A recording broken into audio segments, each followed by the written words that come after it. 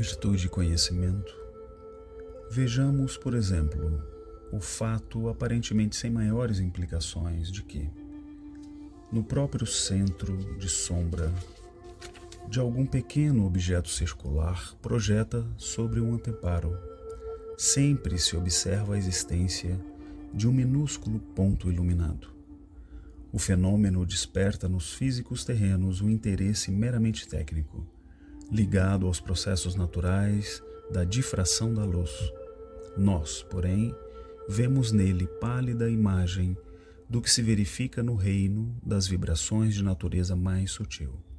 atingindo vastos setores da vida espiritual.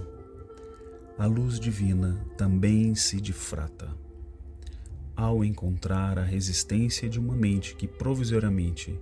se lhe mostre refratária, mas, ainda assim, revela-se presente e ativa no próprio núcleo da sombra que tal ser projeta de si mesmo.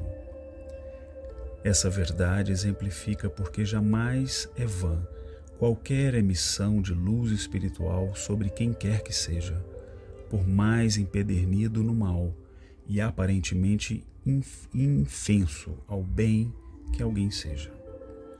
e aparentemente mais resistente ao bem que alguém possa ser. O amor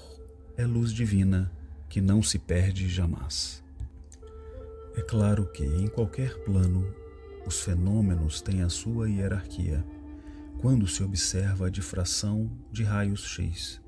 pelos átomos de uma rede cristalina, percebe-se complexa superposição de efeitos de interação que conduzem a espalhamento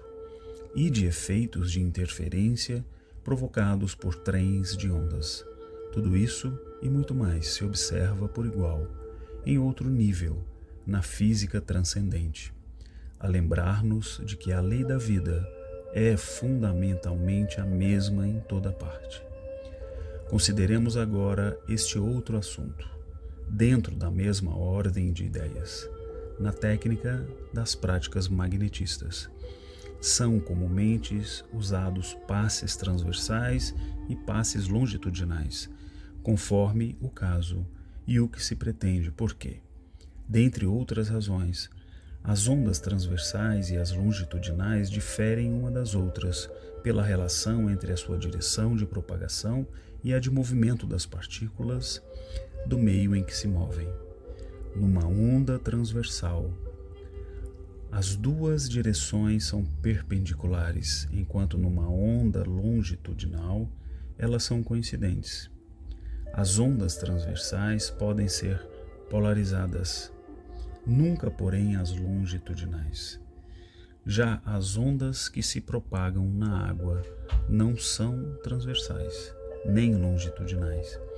o que explica a facilidade com que aquela pode ser fluidificada, que pode ser energizada uma água, isto é, magnetizada, pois no meio líquido podem propagar-se ondas de pressão de grande intensidade e muito velozes. Não fosse o despreparo moral em que a nossa humanidade ainda se compraz, os poderes de cima já teriam desvelado através de seus missionários